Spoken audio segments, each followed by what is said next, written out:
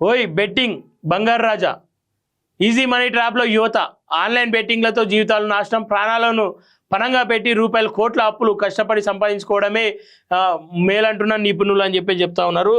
ఈ బెట్టింగ్లు ఏవైతే ఉన్నాయో, బెట్టింగ్ యాప్లు ఏవైతే ఉన్నాయో వీటిపైన రాష్ట్ర ప్రజలు కావచ్చు చాలామంది యువత దానికి బానిసలుగా మారుతురు.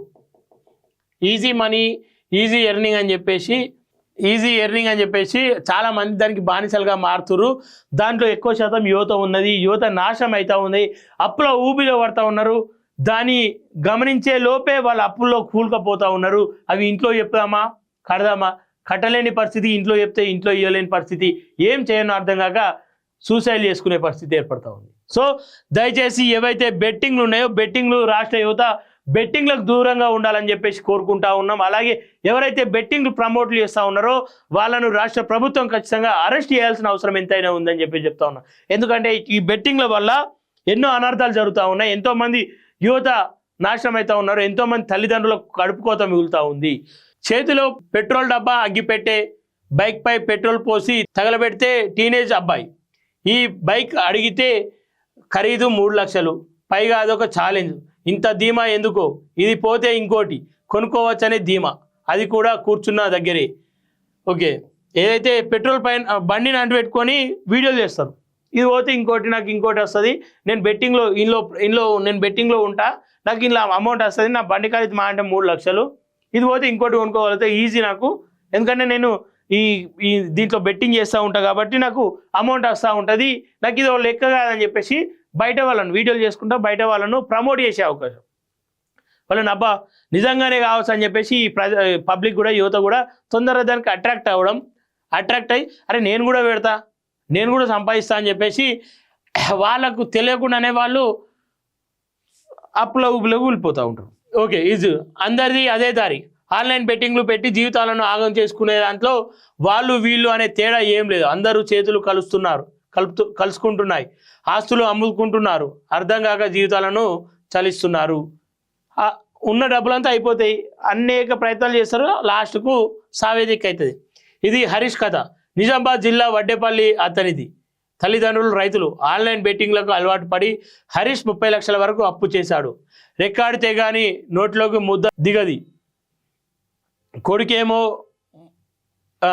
కొడుకేమో మోయనంత అప్పు చేశాడు. ఓకే, తల్లిదండ్రులకు కొడుకేమో మోయనంత అప్పు చేస్తే పైగా ఊర్లో పరువు, ఇక బ్రతికేం లాభం అనుకున్నారో ఏమో, పాపం కొడుకుతో కలిసి ఉరేసుకున్నారు.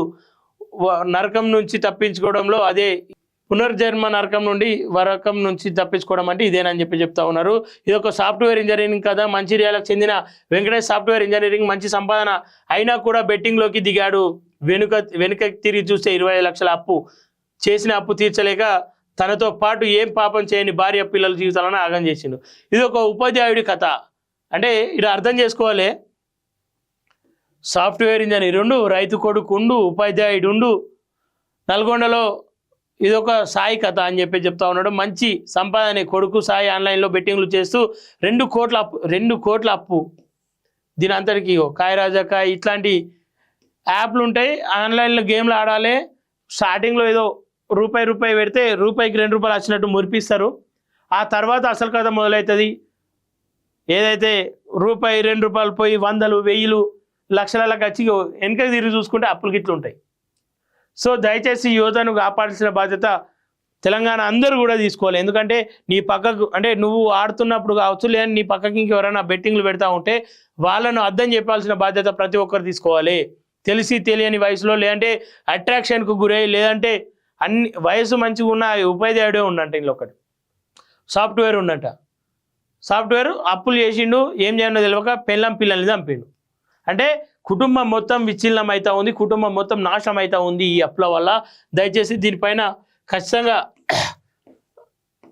ప్రభుత్వం కూడా కొంతవరకు ఫోకస్ పెట్టాలి. ఎవరైతే ఆన్లైన్లో ఈ బెట్టింగ్ యాప్లను ప్రమోట్ చేస్తారో వాళ్ళని ఖచ్చితంగా అరెస్ట్ చేయాలి. ఖచ్చితంగా వాళ్ళకు ఒక సరైన చట్టం తీసుకొచ్చి వాళ్ళను వాళ్ళకు భయం లేకుండా వేరు.